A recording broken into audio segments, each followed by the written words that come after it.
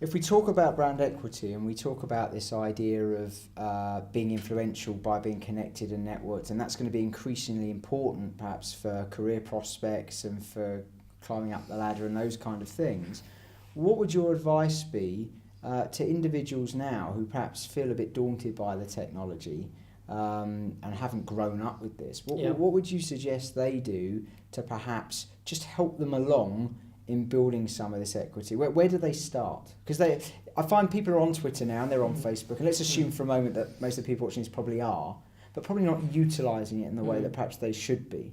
So what would you suggest, just as easy stepping stones? Well, the thrust of the book, which you can apply equally to a company or individual, is what do you want to get out of it?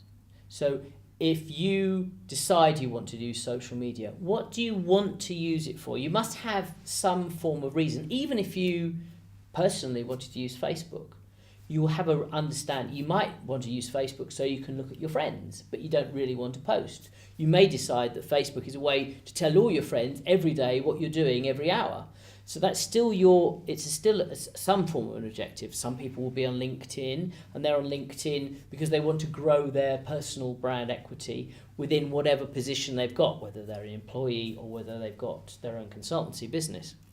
So there is always this feeling that you must have an objective. So to answer your question, if someone wants to really understand how they can best use it, the key thing is, what would they want to get out of it? So if you've got someone, let's say, for example, you're a small cafe in a town and you think, I want to find out about Facebook, I want to find out about social media or Twitter, etc. I mean, a good way is to listen, to be aware of what's going on. So maybe go onto Facebook and follow some other cafes. What are they doing? How are they doing it? How does that work? How do they build it up? And then formulate a strategy around that, saying, okay, it clearly works for some cafes. I've seen what they do. Maybe even contact those cafes and say, I'm just interested. What is this meaning to you?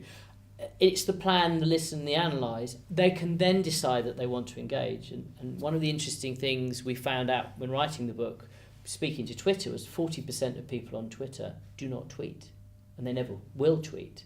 They're using it as a listening device. Mm-hmm. So I think for people who are a little bit uncertain, a little bit scared about being online, well, effectively you can stalk.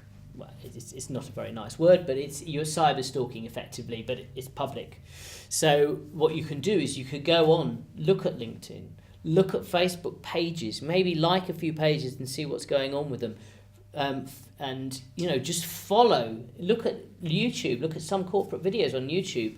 You'll then get some ideas and think, that's interesting. I never have thought an accountant could be using YouTube, but there's an accountant in Chelmsford which is doing brilliantly. I never knew that.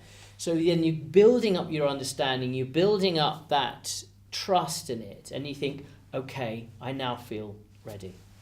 So it's the planning, the listening, the analysing, which incidentally is what most businesses never did. They just engaged.